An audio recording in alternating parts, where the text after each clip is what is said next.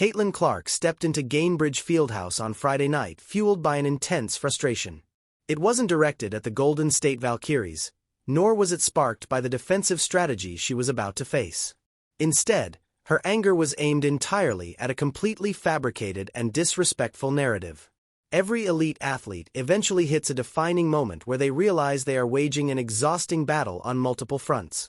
The day before the game, Clark took the microphone at the press conference and thoroughly dismantled the dishonest media narrative. Looking straight into the cameras, she corrected the precise timeline of her injury that had been incorrectly reported throughout the week. She laid out the definitive facts.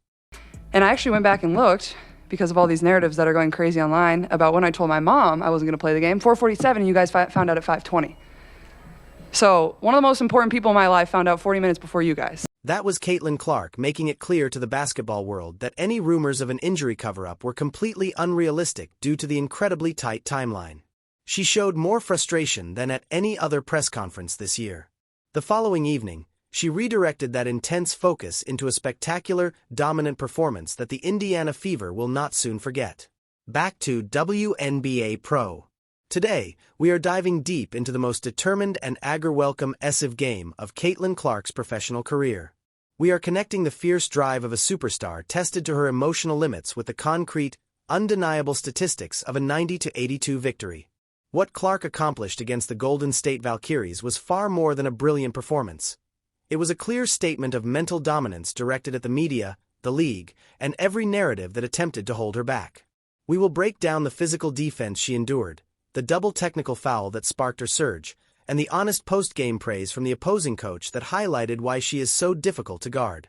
Let's look at the actual play and physicality of this matchup, because while the stat sheet offers numbers, the game tape shows a truly intense battle. They kind of did everything they could to stop Caitlin. And you got to give Nakase credit, because she is the guard stopper. That's her thing. That's her thing. She's able to stop guards. And she did everything to try to stop Caitlin. It didn't work. The opening half was a grueling physical contest. The Valkyries entered Indianapolis using a specific defensive strategy created by head coach Natalie Nakase. As one of the WNBA's most analytical coaches, Nakase had been studying film of Clark since her standout college career at Iowa. She understood the mechanics of Clark's step-back jumper to the left, the deep range of her logo three-pointers, and the deceptive hesitation dribble used to create space for pull-up shots. Nakase designed a high-pressure defensive plan specifically meant to disrupt those precise looks. The Valkyries assigned multiple defenders to harass her, ensuring constant pressure and physical contact every time she touched the ball. The main goal was to disrupt Clark's comfort level and prevent her from finding her usual high-scoring rhythm. During the first two periods, this aggressive approach caused real difficulties, as the physical play disrupted her timing and the defensive focus made it tough to get clean catches. However, if the Valkyries assumed this intense pressure would cause Clark to back down, they completely misjudged her competitive drive. Before we get to the Gabby Williams, what? Right before the break, we got a little John going on. Caitlin says, "Hey, look, you and me, Hayes, you Kelly, and me." look at Caitlin blowing her kisses. Caitlin blew her kisses, bro. Look. So no, it was Janelle Salon and Caitlin Clark. Referees had to step in. Look at Caitlin, guys. Right at the end of the second quarter, the rising tension boiled over. Clark drove hard toward the paint and reached for a loose ball held by Valkyries forward Janelle Salon. Salon reacted immediately to the physical play, stepping directly into Clark's space, which led to a heated exchange of words between the two. As teammates began moving toward the floor, Veronica Burton stepped between them to defuse the situation, prompting the referees to issue double technical fouls to both Clark and Salon. The teams headed to the locker rooms with a highly charged atmosphere inside the arena, setting the stage for an intense second half. Mainstream media coverage has largely overlooked the impact that specific double technical had on the rest of the game. This situation highlights the mindset of a rare competitor. Clark does not seek out random arguments or start empty altercations on the floor. Instead, she absorbs the physical play and uses it as motivation. That confrontation with Salon, paired with a stressful week spent addressing injury rumors and intense media focus, created the perfect motivation for her competitive fire. You cannot stop an elite talent with physical play. You only motivate them further. It's damn near altering the game, bro. It's just damn near altering the game. Let me pull this up real quick. Let me pull the game cast back up real quick. So it's another timeout. So the Fever call a full time. Why would Stephanie White call a timeout? I don't know what happened. I got to see what happened, guys. Clark returned for the third quarter, playing with an entirely different level of intensity. Bringing the ball up the court, she calmly stopped at the logo, 33 feet from the rim, and launched a shot that tied the game at 48. In front of a home crowd that had seen its share of empty seats and skepticism, and following a tense week of media coverage and an on-court altercation, she hit a deep three-pointer smoothly. Rather than simply running back down the floor, she walked straight up to veteran guard Tiffany Hayes to exchange words. It wasn't hostile, but rather the intense exchange seen between high-level competitors during a meaningful game. After the quick back and forth, the energy inside Gainbridge Fieldhouse shifted completely. It felt like a release of tension, as she channeled the frustrations of media rumors and physical defense directly into breaking down the opposing strategy.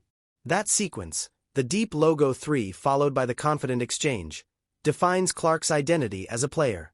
She is not a competitor who sits out the closing minutes of a decided game or lets local reporting control her narrative. She's a star who takes a challenging week, connects on a deep shot, matches the intensity of an established veteran, and controls the game. Aliyah Boston off Kelsey assist. Caitlin Clark makes 2 free throws. Tip Hayes hits a 3. Sophie Cunningham makes a free throw. Caitlin hits a big 3 to tie it up from like 30. From 30. They go hit a 3. Hines Allen's okay. And then suddenly it's like Caitlin makes a real tough layup and 1. She makes a super tough and 1 to give the Fever the lead for the first time. Caitlin misses a circus shot, then hits Sophie. Lexi Hull doing it all on that defensive possession. Clark. Oh! From another stratosphere! After that deep shot from the logo, Nakase's defense had to stretch out, which instantly opened up passing lanes for quick transition assists. Clark finished the game with an excellent stat line. 22 points, 9 sharp assists, and a 4 of 9 performance from beyond the arc over 32 tough minutes. The Valkyries' defensive plan faltered in the second half because Clark's offensive ability is incredibly difficult to sustain pressure against without taking a physical toll. When she plays with that level of control and efficiency, it elevates the performance of the entire Indiana team. Aliyah Boston put together an outstanding game, quietly securing a dominant 16 rebounds for the franchise. Boston controlled the interior, contributing 20 points on an efficient 8 of 15 shooting performance. When Clark pushes the pace and finds Boston in transition, the team shows real championship potential. To get a complete picture of the game, look no further than the post-game remarks from the opposing sideline. 16 rebounds with 24 seconds left in this one. Caitlin Clark don't look like she's going to get a double-double, but you never know. You just never know, but they out fouling, so I doubt she get it.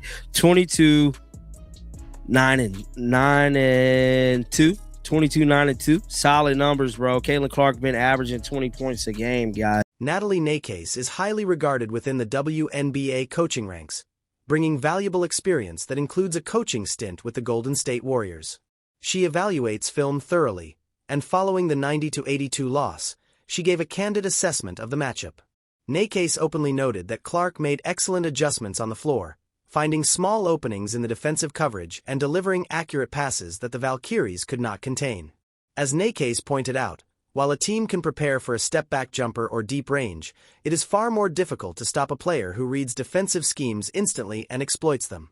That is the mark of a truly elite player, someone who doesn't just rely on their own strengths, but actively identifies and breaks down the opponent's strategy. The Indiana Fever now hold a 4-2 record, with Clark playing healthy and Boston coming off her strongest game of the year. The team's upward trajectory is clear. This focused, competitive version of Clark, hitting deep shots and motivating her teammates, is what challenges opposing defenses. She showed every executive, journalist, and defender exactly what she is capable of on Friday night. This is WNBA Pro. Make sure to subscribe for regular analysis that looks past the box score.